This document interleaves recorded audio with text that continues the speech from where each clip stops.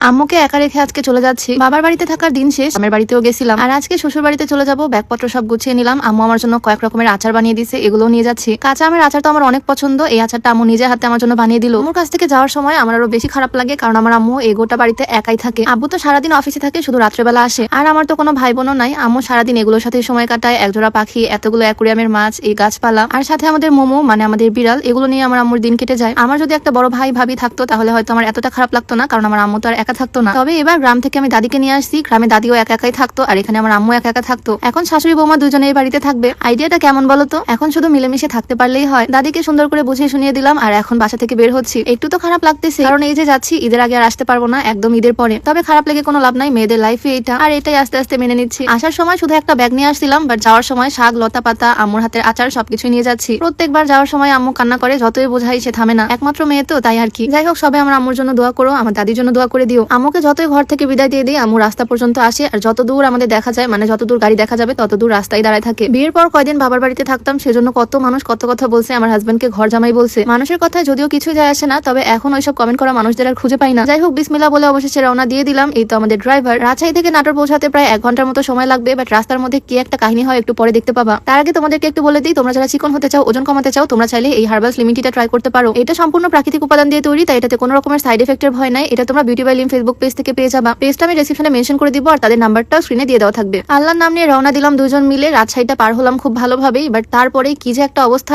একদম জ্যাম রাস্তায়। হাইওয়ে রাস্তায় এরকম জ্যাম আমি আমার লাইফে কখনো দেখিনি। একটা হাইওয়ের মধ্যে 4 লেনে বাস ট্রাক পার হচ্ছে, এপার ওইপার চারো পাশেই জ্যাম। আর এই জ্যামটা মেনলি হয়েছে আমের কারণে, মানে আমের গাড়ির কারণে। তোমরা তো জানোই রাজশাহী আমের জন্য বিখ্যাত। তবে আজকের এই জ্যামে আমি একদমই বিরক্ত। তোমাদের তো ভিডিওতে শর্টেই দেখাচ্ছি। এই জ্যামে আমরা আটকে আছি প্রায় 1.5 ঘন্টা ধরে। একটু একটু করে আগাচ্ছি, আবারও জ্যাম। এর মধ্যে আমার আম্মু ফোন দিয়ে বলতেছে, কখন বাসায় পৌঁছাইছিস, এখনো ফোন কেন দিলি না? আম্মু তো ভাবছে 1 ঘন্টার মধ্যে আমি বাড়িতে পৌঁছেও গেছি, আম্মুকে হয়তো ফোন দিইনি। কিন্তু 1 ঘন্টা রাস্তা আমরা 2 ঘন্টাতেও পৌঁছাতে পারিনি। এই জ্যাম একদম ঢাকা শহর ফেল ভাই। জ্যামে কি যে একটা অবস্থা। এদিকে আমাদের জানালায় আবার একটা ষান্ডার বাচ্চা চলে আসছে। জ্যামের মধ্যে ওইও একদম আটকে গেছে। জ্যাম থেকে তো মুক্তি পেলাম, কিন্তু ফোটায় ফোটায় বৃষ্টি পড়া শুরু হলো, এইটাই আর বাকি ছিল। যাই হোক, অবশেষে আমরা নাটোরে পৌঁছালাম। 1 ঘন্টার রাস্তা আমাদের প্রায় 3 ঘন্টার বেশি লাগলো আসতে। আজকে আমাদের সুন্দর গাউন সাথে লং।